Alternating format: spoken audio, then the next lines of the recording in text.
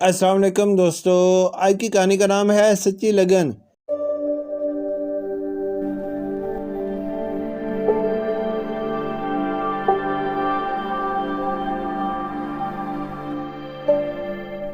بے وقوف، تم تو بہت ہی بے وقوف ہو۔ ہر وقت پڑھنے کے علاوہ تمہیں کچھ آتا ہی نہیں۔ تم تو کتابی کیڑے کی طرح کتابوں میں دماغ خراب کرتی رہتی ہو۔ آہا، اریبہ نے ساریہ کو اپنی بدتمیزی کا نشانہ بنایا۔ ساریہ کلاس کی سنجیدہ ترین اور اول نمبر پر آنے والی طالبہ تھی، جو فالتو وقت برباد کرنے کے بجائے اسے پڑھنے میں صرف کرتی۔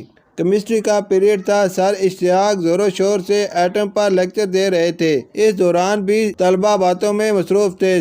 ماریا اور آمنہ ایک دوسرے کی کتابوں پر سائنسدانوں کی داڑھی مونچھیں بنانے میں مصروف تھیں۔ حلیمہ اور سلیمہ لیکچر سننے کے بجائے قائد اعظم کے 14 نکات بڑبڑا رہی تھیں۔ علینا کا دھیان کھانے کی طرف تھا۔ باقی سب سرگرمیوں میں دنیا جہاں کی باتوں میں لگے ہوئے تھے۔ اسی بدتمیزی کے دوران پیریڈ کی گھنٹی بجی۔ پھر دوسرے پیریڈ میں بھی اسی قسم کی صورتحال رہی۔ چھٹی کے بعد ساریہ گھر پہنچ کر نڈال سی صوفے پر گر گئی۔ امی بولی، ساریہ بیٹا کیا ہوا؟ کھانا تو کھا لو۔ ساریہ غصے سے بولی، امی میں کل سے اسکول نہیں جاؤں گی۔ سوائے کھیل تماشے کے وہاں اور کچھ نہیں ہوتا۔ اتنا شور ہوتا ہے کہ مس کی کوئی بات سمجھ میں نہیں آتی۔ اب میں نے فیصلہ کر لیا ہے کہ میں اسکول نہیں جاؤں گی۔ ساریہ روتے ہوئے اپنے کمرے میں چلی گئی اور دھڑام سے دروازہ بند کر دیا۔ شام کو امی ساریہ کے پاس گئیں، جو ٹیوشن جانے کے بجائے صوفے پر سر پکڑے بیٹھی تھی۔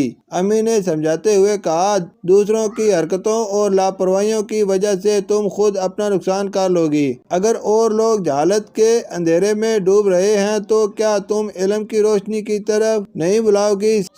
بات ساریہ کی سمجھ میں آ گئی۔ ساریہ نے عہد کیا کہ وہ نہ خود علم سے پیچھے ہٹے گی بلکہ دوسروں کو بھی جذبہ دلائے گی۔ اس نے اگلے دن سے ہی علم پھیلاؤ مہم کا آغاز کر دیا اور کچھ دن بعد ہی اس کا بہت اچھا نتیجہ سب کے سامنے آیا۔ ساریہ کی جماعت کی طالب علموں کا سالانہ امتحان میں اچھی کارکردگی کا مظاہرہ ایک روشن ستارے کی طرح چمک رہا تھا۔ شکریہ۔